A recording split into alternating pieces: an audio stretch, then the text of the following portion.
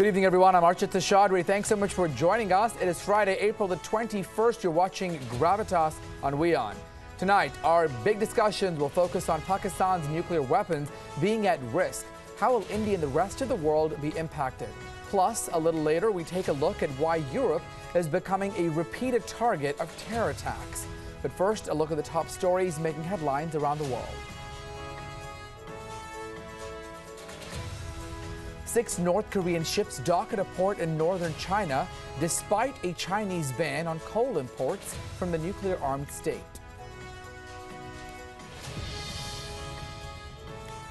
Even as France prepares for the upcoming elections, U.S. President Donald Trump says that the deadly attack in Paris will have an effect on the presidential polls.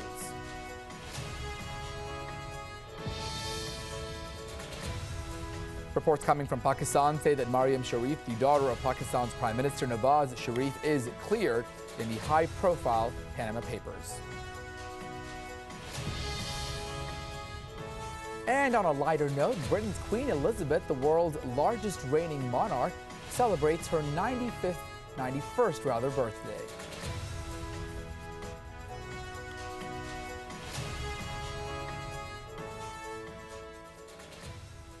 Welcome, everyone. Our big discussion tonight focuses on Pakistan's nuclear threats. Well, a recent report in the New York Times by this author, Rahmatullah Nabil, titled "The World Must Secure Pakistan's Nuclear Weapons." Well, it's not the first time something like this has been written about. There are now growing concerns about the security of Pakistan's nuclear weapons. A former chief of Afghanistan's intelligence agency has now warned that terrorists and militants in Pakistan operate close to nuclear facilities. There's also the inroads, the Lashkar-e-Toiba, that has now made it into the families of army officers. Here's more on the story.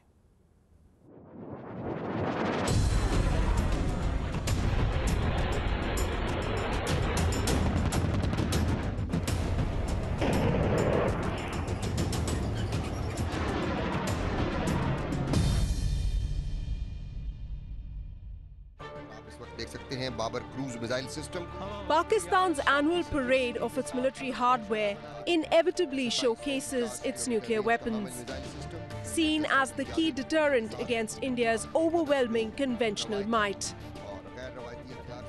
Pakistan's atomic arsenal is also reported to be the world's fastest growing, now ranked as the world's 5th largest, larger than that of Britain's. The growth of that arsenal aside, there's also concern about the security of those weapons. The latest is an analysis in the New York Times by Rahmatullah Nabil, a former chief of the Afghan National Directorate of Security, its premier intelligence service. Nabil writes that after the terrorist attack on a Peshawar school in December 2014, Pakistan's Atomic Energy Commission wrote a secret note to the Army's Strategic Plans Division expressing concern over the security of its nuclear assets. Nabil writes that the Atomic Energy Commission requested the military to devote more resources to ensure personnel with knowledge of the nuclear program are monitored. The Commission was echoing a sentiment spelt out in a confidential Interior Ministry document months earlier. The report said the Interior Ministry report warned that Pakistan is home to hundreds of terrorist and extremist groups, and the groups operate throughout the country, including near nuclear facilities in Punjab. The report said groups like the Lashkar-e-Toiba exercised considerable influence within the army and intelligence agencies. More to the point, it warned that the Lashkar had made inroads into the families of senior and mid-level army officers. Nabil writes that the United Nations and the US must step in to secure Pakistan's nuclear weapons. The requirement is urgent, given the Pakistan military's focus on building and deploying tactical nuclear weapons. Bureau Report, WION. All right, now let's introduce our guest for tonight's first big discussion. We have defense analyst Qamar Chima joining us from Islamabad, as well as our former intelligence officer Glenn Carl joining us from the United States. Good evening to both of you. Let me first start with Glenn. Glenn, what is the general assessment in the United States of safety when it comes to Pakistan's nuclear weapons? Well, this is something that the U.S. intelligence community looks at carefully all the time and assesses and then reassesses and checks our assessment over and over. The assessment has been for years that Pakistan's nuclear weapons and their procedures for control and security, safeguard and deployment are quite sound, more sound than our fears would have us think. However, the trends have been also disturbing. Specifically, the point made in your report about Lashkar-e-Taiba or other, we'll call them radical Islamicists or those sympathetic to a more jihadist and intolerant view of Islam. If those groups do penetrate the officer corps of various sections, then there could be a problem. The United States had not had evidence of that, or actually had assessed that that had not been the case. However, about 15 years ago, the Pakistani military ceased training its officer corps and having its officer corps work with Western militaries for planning and training purposes, substantially stopped that in staff schools and exchange programs and so on, in part because of Zia-ul-Haq's militant view of Islam and hostility to the West. That is a disturbing trend. The report that you just allude to about Lashkar-e-Taiba making inroads would be very disturbing. All right, let me now go to Qamar joining us from Islamabad. Is Pakistan being stubborn by not allowing its access to some of the nuclear sites, being reluctant with that? What do you think? Well, I think Pakistan have been cooperating with the international community. Pakistan has taken certain institutionalized measures where we have improved Pakistan's institutions for protecting nuclear assets. Pakistan has a very strong nuclear command authority, which is run by Pakistan's Prime Minister. And then we have very strong strategic plans division, which regularly looks at situation very carefully. And so I think there is nothing in that way.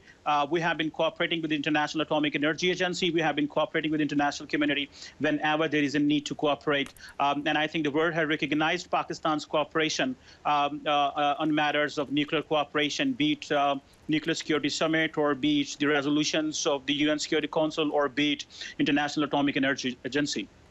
Well, Pakistan seems very confident about its nuclear weapons, but they're still very being insecure, if you'd like to call it, that the U.S. may possibly capture them or disable them. We've seen the U.S. sending a very strong message to North Korea. So is perhaps Pakistan's strategy a little bit different at this point in the game? Qamar? There is no debate. There is no debate on that. The United States is going to capture Pakistan's nuclear weapons. And the United States has not shown any kind of intention for this. I think this is just a media hype by certain young people who are just writing on various blogs or articles or writing something very unfortunate. I think the cooperation at the government's level is very fine.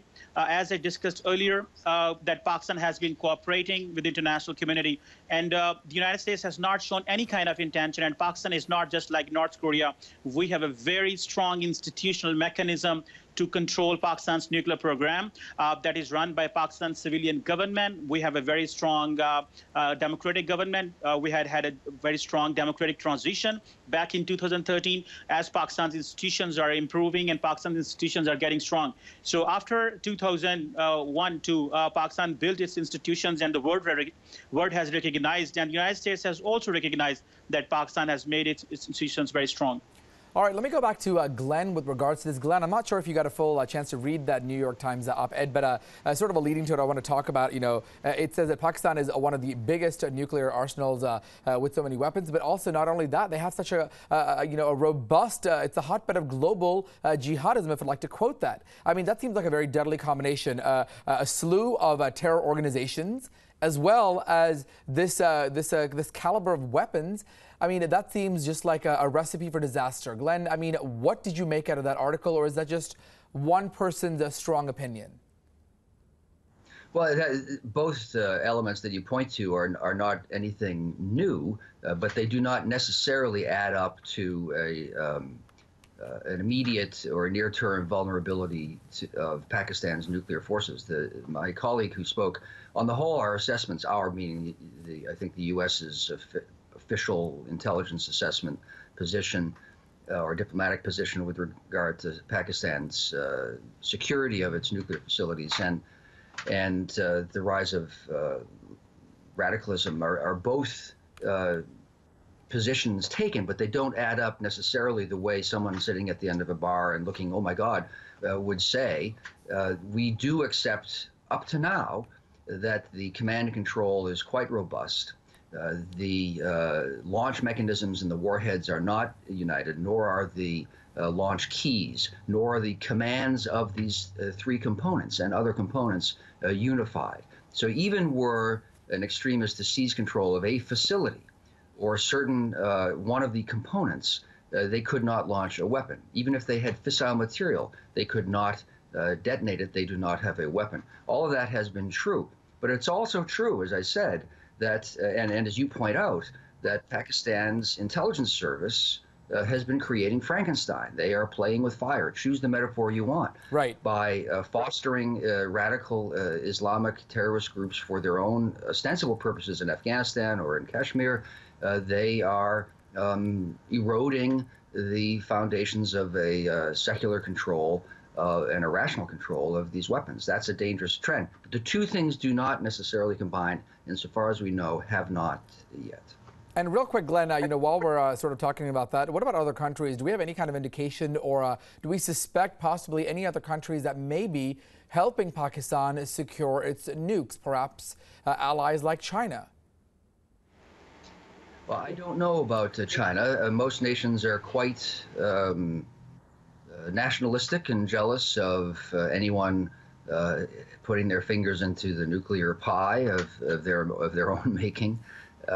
Certainly, Pakistan has looked to measures taken by other nations, and our assessment has had a quite sound command and control separation of system. It's more the nuclear force is more a force in being, capable, rather than a force in readiness. That were there to be a clash in Kashmir, that Pakistan would then simply press the button and launch. It's a deterrent so far and a matter of national prestige. I think a misguided one, because putting the resources to civil society and creating a stable, functioning economy and political process is probably wiser, but it's a prestige act to which many nations have fallen prey, the United States included, actually. All right. We'll leave it at that with that. Let's talk a little bit more about some of the stockpiles. Pakistan, in fact, has a stockpile of about 140 nuclear warheads. This, according to the American scientists who base their assessments on examination of some of the satellite imagery. Now, let's take a look at some of this. The images have also helped identify possible location of some of these weapons. You're taking a look there on your screen. About 5 or 6 that we can see Islamabad and some of those other places in Pakistan, the nuclear sites. So let's talk about them. The Masroor Air Base, that is west of Karachi, is thought to house an underground command center and F-16 fighters that's modified to deliver nuclear bombs. The Army base at Panawakil in Sindh is believed to store nuclear-capable missiles such as the Shaheen. There's also a number of facilities west of Islamabad. They're believed to be producing the launchers for the Babur and the Shaheen missiles. Other nuclear facilities include the one at Sargodha and Gujranwala in Punjab, Kuzdar in Balochistan, and Akro in Sindh. So sort of a visual perspective that it's not just concentrated on one part of the country, but really all over. Let me now go back to Qamar with regards to the discussion. Do we have any sense of how the Pakistani media is perhaps looking at this, if at all? Well, I think since the Pakistani government has not shared any kind of information regarding the number of nukes Pakistan has, because this is a very sensitive information and nobody in fact shares. So we believe this is a speculation by international think tanks, be it in the United States, be it in India or anywhere in the world. So the only source of reliable information which should be for international communities the news that comes from Pakistan rather coming from anywhere else. So the satellite image cannot tell a right picture. But Pakistan believes that Pakistan will fulfill its all desires to secure itself, even if we have to go any limit as far as Pakistan's nuclear program is against India. So Pakistan believes that we believe in full spectrum deterrence, and Pakistan believes that we will save ourselves in any way, at any cost. So I think such kind of speculations have already been in the past. Such kind of speculations are right now. So let's not go on speculations. Let's believe in hard and concrete facts, if there are any, with the international community, which cannot come and until and unless Pakistani government shares all those things. Well, Kamar, you know, Pakistan has reportedly ramped up its production of some of these nuclear weapons, probably tactical nuclear weapons. Does this also sort of add to the risk, given the amount of terror organization that at least the West claims are growing? As this article points out, the global jihad, it seems like a deadly combination. How do you respond to that? Well, I think Pakistan has been working on short-range nuclear weapon program, and that is because we believe that India was working on the Cold Straw Doctrine, and Pakistan believes that Pakistan lowered the nuclear threshold, understanding that any conventional threat from India, we will respond with the first strike nuclear capability, and that is mentioned by Pakistani government authorities, and we have declared that globally. So I think anything that needs to be that should be important for international community is that those short-range nuclear missiles are for our own security, because we believe that India is hostile and belligerent in certain issues. So we believe that if something bad happens, so that we can respond to India as per our nuclear doctrine. But I think Pakistan has been working with the international community to take measures where there is no miscalculation, there is no adventurism, and India and Pakistan work together. Although Pakistan has cooperated and Pakistan has been saying India that we should have a regional restraint regime in South Asia, and India has ignored that regional restraint regime. India believes that there should be multilateral global restraint regime, and to which Pakistan also wants to cooperate. But I think there's no reason that the non-state actors can even reach to the Pakistan's nuclear program or nuclear assets. Pakistan has a very strong multi-layered security program. We have a strategic command forces, more than 20,000 soldiers. There are some 6 agencies which monitor and screen all those. We have a very strong screening process. So there is no possibility that Pakistan's armed forces or anyone can sneak into our installations or nuclear assets or anything. So, but we believe that there have been certain quarters globally who have been creating trouble, or who have been coming up with such kind of perspective that Pakistan's nuclear program or anything could get leaked. But the world needs to know that we have a permissive action link system that is the most strong electronic coding program with which we can save or protect our nuclear program. So, and we have been sharing this information with the international community, and the International Atomic Energy Agency has said that Pakistan's nuclear command authority is fine, and even International Atomic Energy has said that Pakistan's nuclear regulatory authority is a model for the world. So Pakistan's nuclear regulatory authority is a model which the IAEA has said. So I think nothing is like that. All that is propaganda. And we believe in cooperating with under institutions, and we believe in strengthening institutions, and which Pakistan has done over a long period of time. All right, let me go back to Glenn with regards to this. Glenn, you know, we just heard from Kamar with regards to how this is sort of the mood in Pakistan with regards to how secure these nukes are. But let me also point out the big picture. Does India, does some of the other countries, Afghanistan, and the world in general, to what extent do they have to be concerned? Or is this, as Kamar pointed out, is this purely more media hype being blown more out of proportion than it really needs to be? Glenn, how do you respond?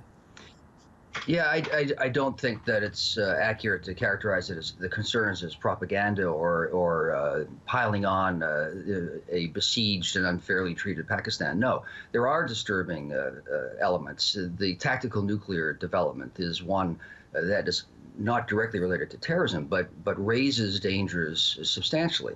If the command and control of these local tactical forces is in the control of local commanders, and there's a clash with India, and a tactical facility, tactical weapons site is in danger of being overrun or threatened, then the risk goes in a clash between India and Pakistan and Kashmir, say, then the risk of the use of a nuclear device goes up substantially. That's something that should concern everyone.